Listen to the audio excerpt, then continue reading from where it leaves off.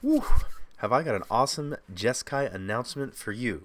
Before I tell you what it is, though, let me just apologize that there's no vlog today. I've been saying all week that I was going to record one, and that along with recording a vlog, I would have a cool Jeskai announcement. I'm doing the Jeskai announcement, but it was just one of those weekends where, despite my best intentions, I was never able to make time between like family obligations and watching my son and just all that stuff. And I probably would have gotten to it tonight if my son didn't take like 2 hours to get to go to sleep. So just combined with all that stuff, I wasn't able to do it. But the announcement, it's a spicy one. It's a good one. On December 10th, I am meeting here, well, at least recording virtually, with Jonathan Rosum and Harlan Firer to talk about Jeskai for like an hour or something. I'm not sure how long it's going to take, but I'm totally fine to just do like a super long Jeskai roundtable type of thing, and I'm super looking forward to it. I couldn't think of... I've been wanting to talk to those guys for a while, and I thought, what better way to benefit the Jeskai community than to bring the two guys that are arguably having the most success with my favorite deck right now on my channel, so that we can just present the discussion to you guys and have everybody benefit and everybody get to participate. And when I say participate, what I'm going to do is field questions from all of you. If you have matchup questions, card questions, I don't know that we'll get to all of them, and I don't know how many questions are going to be asked. If there's a ton, I'll try to select the best ones. But if there's anything that you've ever wanted to ask Jonathan or Harlan, post your question in the comments, and I will do my best to get them answered. I have a bunch of questions of my own. If you saw, Jonathan Rosum wrote an article on StarCityGames.com. I have some questions about that. I have some disagreements with how to approach a matchup. Maybe I'm wrong. Maybe they're wrong. I don't know. But you're going to have three people who have played a ton of Jeskai, talk about theory stuff, all that kind of stuff. I think it's going to be great. Super excited to bring that to you guys. I'm meeting with them December 10th. I will try to get the video probably out soon thereafter. So that's really all I have to say about that. Keep it brief, straight to the point. Jonathan Rosum, Harlan Firer, me, Jeskai discussion. Put your questions in the comments, and let's switch to another topic. I have no idea what to play next week. Just gonna, if it's okay with you guys, I'm just gonna sort of ramble a bit. And so if you don't want to watch that, thanks for watching. Look forward to the I hope you like the announcement. But if you're gonna hang with me, let's go. Okay, so Izzet Breach. This deck was sick. I really like it. In fact, I'm thinking about building it in paper. There's a few things I wouldn't change much. I might trade one Supreme Well for one Izzet Charm, just because they're both kind of overcosted at what they do, but Izzet Charm being a little lower on the curve is a little nicer. And so maybe, two Supreme Wills is just too much. I'm not sure. I'm going to play around with it some more. I had By Force here, and my friend Edward, who you might have seen in the F&M vlog, he is also he has a YouTube channel on here called The Tutor's Library. Doesn't post much these days, but he was like, how is By Force better than Shattering Spree? And I kept looking at it, and I was like, I don't actually know that it is. So I changed that to a Shattering Spree. Excuse me. Mostly over that cold, but some lingering cruft. But the deck is sweet. I have a great record with it. Outside of the first league when I went 2-3, the next league I went 3-2. I think I've played 4 competitive leagues. Every single one's been a 4-1. And, some of the matches have been difficult, but... and then I also 3-1'd at F&M. I lost to Ponza. Jesus. If you do not... I don't know if that matchup is as bad as it seems, but remanding land destruction spells so that they can just blow it up again seems really bad. I did have some bad mulligans in game 2 against him. I was obviously trying to get turn 1 bolt for his mana producing creature, and I had like 3 bolts in one hand, and I think the combo and only 1 land, so I had a mulligan in it, and I was basically never able to kill his elf until way late once the damage was already done. So like one turn I had to remand a Stone Rain that he just untapped his enchanted land, made 3 more mana, and Stone Rained me. So that matchup went pretty horrifically. But yeah, I have a great record with the deck. And it's fun to play. I kind of feel like I might have found a new deck, at least one that I want to play a little bit more frequently. I think the deck is for real, and what I mean is I think it's powerful. I think it's good. This and the Delver deck of all the decks I played lately, besides Geist, of course, I really enjoy playing Geist.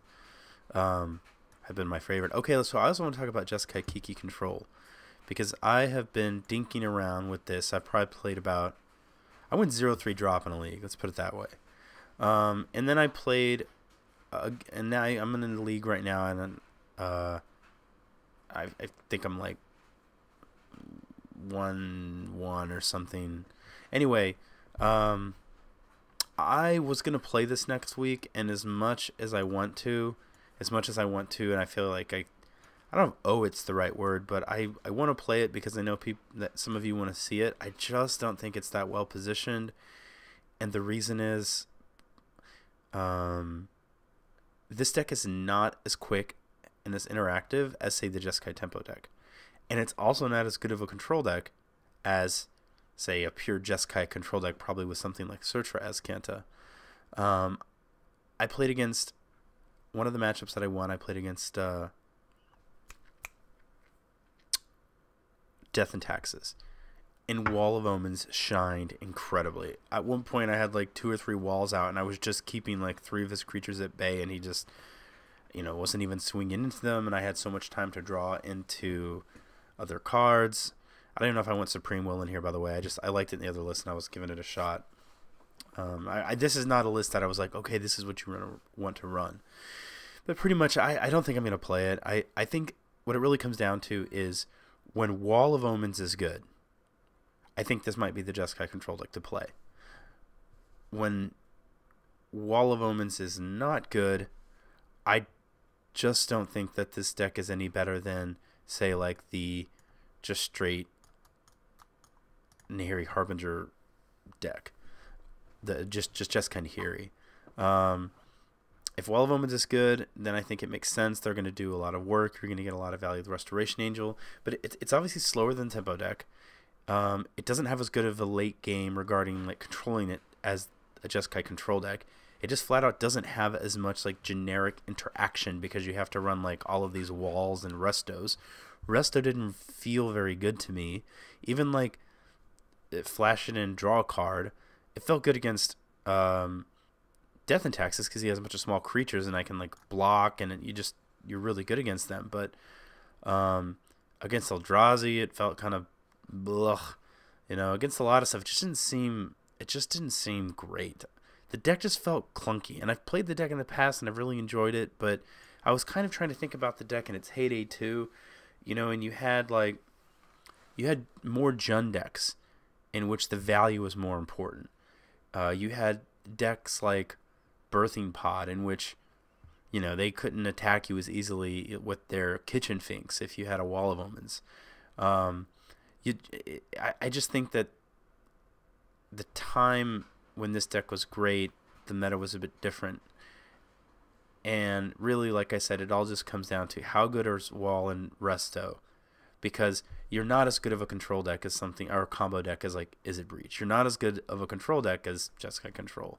You're not as good of a tempo like more aggressive deck like Jeskai Geist. So it's just sort of it's not a deck that I want to play. So if you're really looking forward to it, I apologize. I feel like if I enter a league with it, I'm not going to really enjoy it, and I probably won't play very well. And I would rather devote the time to something that I feel is a little bit better positioned. I'm also testing this Esper deck here. I know a lot of people like to watch Esper, and I saw this, somebody posted on Reddit. And what attracted me to it was basically that it wasn't Esper Drago. I like Esper Drago, but I think there has to be the right type of meta for that deck to be good. I think it is difficult to be a pure control deck in Modern, and what a deck like Jeskai has is that the spells are modal. I've said this many, many times. It's one of the great things about Jeskai, that the bolts are also win conditions, and so Jeskai has the ability, even a pure Jeskai control deck has the ability to close in a way that Esper does not. Esper can try to turn the corner in a resource standpoint. I've said this before, that Jeskai Drago turns the corner with Bolt Snap Bolt, whereas Esper Drago turns the corner with Esper Charm. They are way more dedicated to the, not way more, but they are so dedicated to the long control game because they have to be. So they can turn the corner from a resource perspective by making their opponent discard, so that they can really take over the game in a way that Jeskai can't. But they just can't really close the game. And I think at the end of the day, turning the corner from a resource denial standpoint, or making you discard cards at instant speed, is just not as useful as Bolt Snap Bolt. But this is obviously not that. This was a bit more interesting. It is more of like an Esper mid-range list. It has a bunch of great removal. It has good interaction and collective brutality, which is great modal spell. Then obviously synergy with things like Lingering Souls, and then even discarding stuff has synergy with Logic Knot. Thought Scour has synergy with Logic Knot in addition to Lingering Souls and Tassiger. You also then in the sideboard have more discard, which is nice. And so if I was going to play an Esper deck, I think I would give something like this a try, as opposed to going back to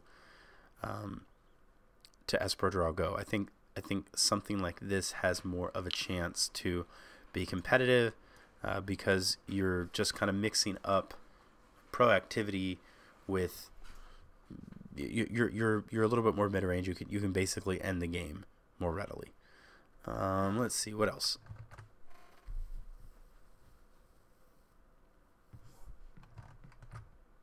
Ah, yes, I mentioned Jeskai Azcanta. I'm sure some of you have seen this list. This is a list that I think Ali Andrade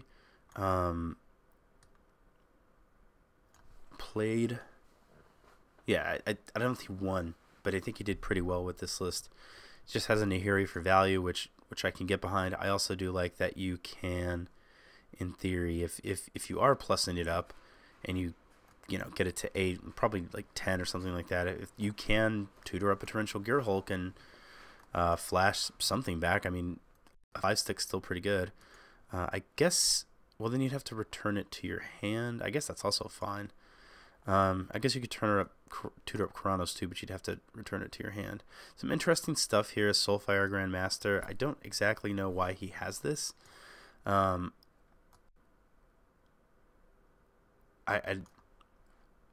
guess it's for, obviously I guess it's for burn, but I guess what he doesn't have is a way to end the game against burn. And I guess that's what the Geist decks normally have. So maybe that's what this is for. But this list seems really interesting.